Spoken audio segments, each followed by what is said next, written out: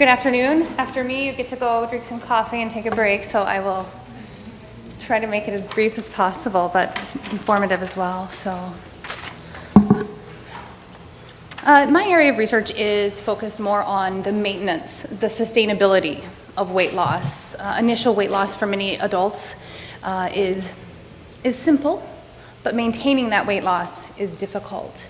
So that's my area of research. Specifically, I'm interested in individuals who have undergone a bariatric surgery and either lost the weight, usually they have a great weight loss, but they regain it. Prior to looking at bariatric surgery, I also looked at non-surgical methods of weight loss, including behavioral modifications only, including lifestyle changes and counseling related to behaviors, and use of pharmaceutical with behavioral. And as you can see, the numbers, if you have a non-surgical weight loss, most adults who are obese will regain all or more of that weight loss without a surgical intervention. And then if you look further out, 2 to 5 years without a surgical intervention, 92% are going to regain most or more of that weight. And then considering a bariatric surgery, 20% are going to regain. There's a 20% recidivism rate there. And that's the long term, 5 years out. Here in the United States, these are the 3 most common surgeries that are performed: the Roux-en-Y, and the gastric sleeve, and the band. The band is starting to be phased out, at least in the Western Rocky Mountain region, because it's not successful. Patients don't have sustainable results, so they are phasing that out. Most of the surgeons in that area are no longer even offering that surgery. And then the sleeve is starting to go down that same road, and so most of them are either offering the sleeve or the gastric bypass as the best options. Before you have a surgery, most of the clinics they have to offer pre- and post-surgical interventions, which include psychological screening, which is a very basic psychological screening. We also offer nutrition, behavior, and exercise support. Many of those are volunteer basis. They come in, there's a mandatory one, and then of course we offer more, but getting them in to do more follow-up and more education in the nutrition is really quite difficult, but they are offered. And then again, weight recidivism long-term is about 20%. As far as the literature is concerned, I'm primarily a qualitative researcher. That's where the soul, the data of the soul is what I call it. But I do appreciate the numbers behind it as well. Most of the literature surrounding it focused on one type of either self-efficacy, self-regulation, self-talk, goal setting, very specific. And most of the qualitative literature was not theoretically based, and so the methods weren't sound. For my study, the theoretical underpinnings were Bandura's behavioral change theory, his social cognitive theory. I chose this one because lasting change is dependent on the reciprocal interaction of interpersonal, behavioral, and environmental influences. It's not one thing, it's a multitude of things.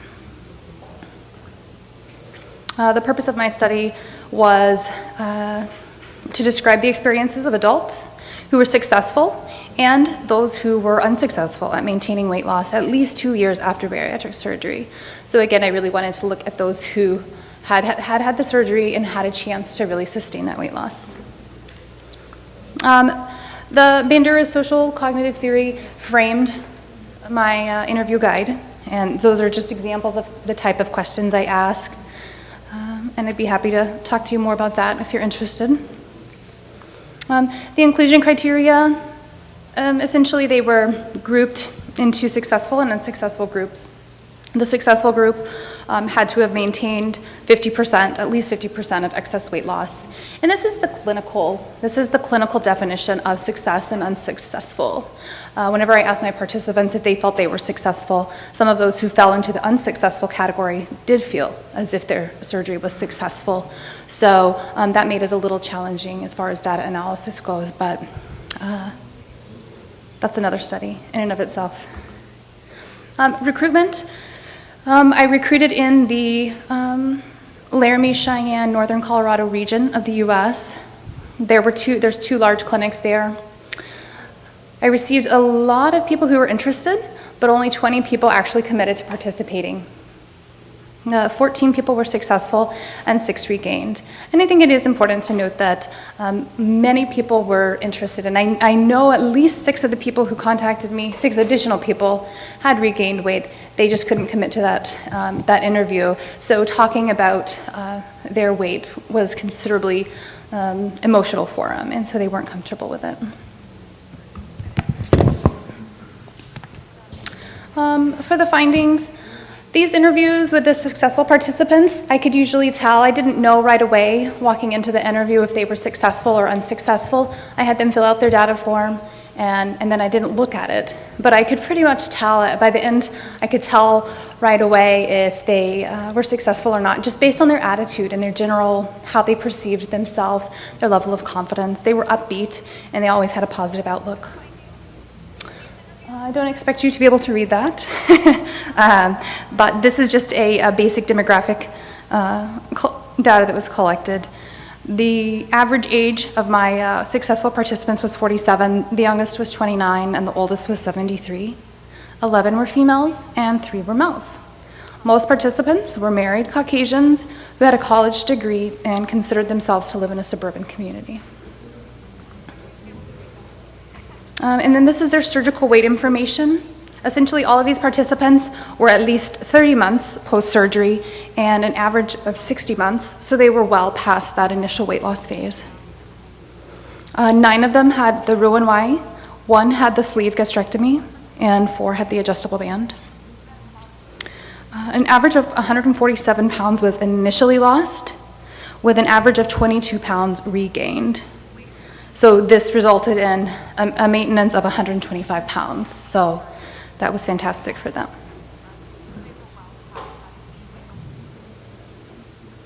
I'm not going to go through every one of my themes. They're pretty in-depth, and I could talk for 20 minutes just on my themes.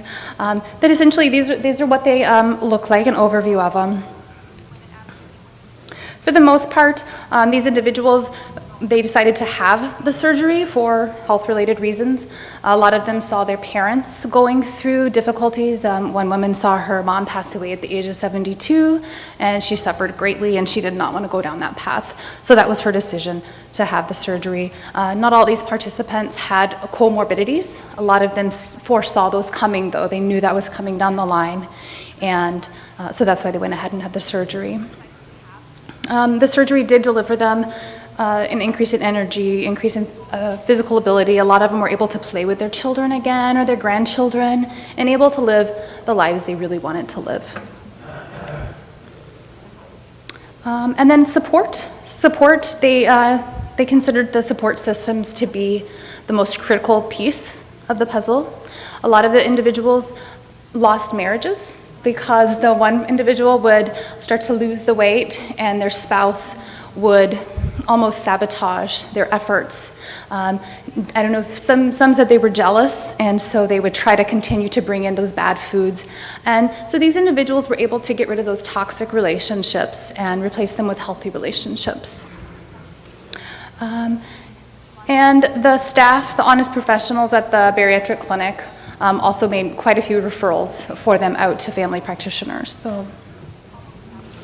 Again, these individuals didn't focus on the negative. They didn't surround themselves with negative individuals. They surrounded themselves with positive individuals who also wanted them to maintain weight loss.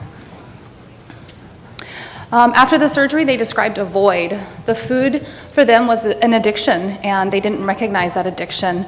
They had been told, I work at the clinic, and so we tell them, you know, food is an addiction, and sugar is an addiction, and you're going to experience some changes. And usually they just shake their head like, whatever, you don't know what you're talking about.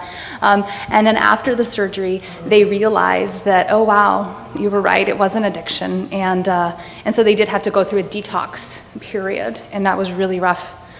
And then the food cravings. They continued to have cravings even though they knew they couldn't eat those sugary, high-carb foods. They continued to have those cravings. And they just had to develop their own strategies And it was very individualized. The strategies they came up with were very individualized. But they were able to do that and make those changes. A lot of them really struggled with the weight gain or regain. They would meet their goal weight. We always set a goal weight. We usually ask the patient, what is your goal weight? And they would tell us. And a lot of the patients would meet that and then start to regain. And they get really nervous when they start to regain. And so it is really just a conversation about, it's going to be normal to regain. And so a lot of them did struggle finding that happy weight. And then the ripple effects, a lot of the participants I interviewed had young children, and their young children saw the changes in physical activity, and so the entire family changed along with the parents. For the unsuccessful participants, those who were not able to maintain that weight loss, they had a very different demeanor when they walked in the room. They were hesitant. They weren't very willing. I had to really pull out the answers when I asked them. Essentially, the average age was 52. The youngest was 43, and the oldest was 62. Half were females, half were males. Most were married Caucasians who had completed some college and considered themselves to live in a suburban community. So not a lot of difference between the two groups.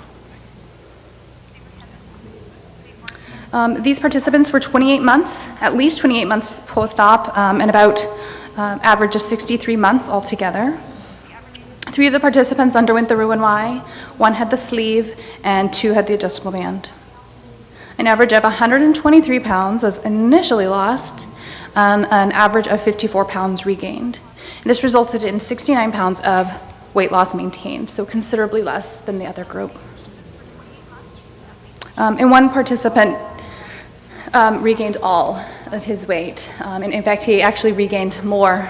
He was heavier than when he had the surgery. For him, that was quite an emotional blow, as you can imagine. All these participants were hesitant.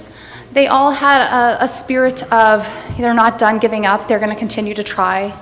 They're not ready to just throw in the towel. So that was the one positive I noticed from here.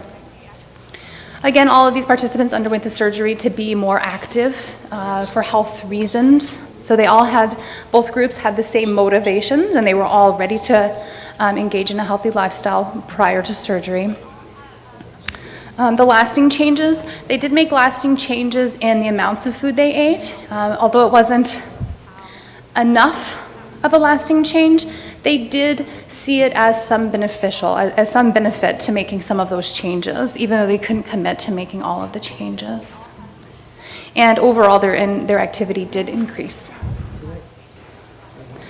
The really hard part for me, the researcher, was listening to them talk about how they failed the surgery.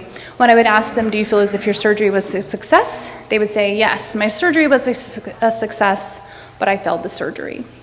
They were very willing to acknowledge their role and their part in that weight regain, and recognized that they had to really make those changes if they wanted to have a healthier weight. Again, most of them wanted to continue working on it. They didn't see it as a complete loss. They still had the stamina to keep going and try. Their support systems looked different than those who were successful. They stayed in the toxic relationships. They would recognize that their spouses were sabotaging, or their friends or their children were sabotaging their efforts, but they didn't remove themselves from those negative relationships. The biggest conclusion was that the reciprocal determinism, and that's the interaction between interpersonal, behavioral, and environmental influences. The individual's ability to interact, modify, and alter their environment to regulate their behavior is truly at the crux of this research project. It did go ahead, this research did confirm a lot of the research that was out there. Most of the research out there is concerned with initial weight loss, so the first 12 to 24 months after surgery, and most of it has not started to look at the post 24 months. So this did confirm a lot of the stuff that's out there with the initial weight loss. The inconsistencies were the part about, a lot of the research said that the participants who had a surgery felt vulnerable or ill-prepared to deal with the new body image they had. And I didn't find that. Most of the participants I spoke with, they had an attitude of now I can, so I will, as opposed to now I can, so I should. Implications for practice and future research. As a clinician, I consider it an obligation to make sure that we're taking care of the patient and their family, to make sure that everybody is on board and ready to participate in this lifestyle, the huge amount of lifestyle changes. And not all clinicians are set up, are ready to take on the entire family and educate the entire family. And so at my clinic, we worked really hard to make the rooms bigger so we can have their families come in and provide education to the whole family as opposed to the individual themselves. Also communication techniques. How do we empower our clients to deflect those negative influences? When our spouses bring in the foods that they know we're not supposed to have, what does that conversation look like? So we do a lot of role playing. You know, how would you talk to your spouse if they were doing something that you knew they shouldn't be doing? They're not helping you. So what does that conversation look like? So those are some of the empowerment things that clinicians can do directly in their office. Support groups. We've tried to bring in more nutritional support group type of an atmosphere. Right now it's just a lot of talking that goes on, and it's not really focused on specific nutritional interventions, physical activity interventions, and so reorganizing support groups to include some of that information. And then also the weight fluctuations. Again, post-bariatric patients get very nervous when they start to regain that weight. And so just letting them know it's all right. Some weight regain is to be expected. Don't lose hope just because you're gaining a little bit back. And then with that weight regain, there's a lot of emotions such as guilt, shame, anger, and frustration. And so trying to help navigate those feelings. All right.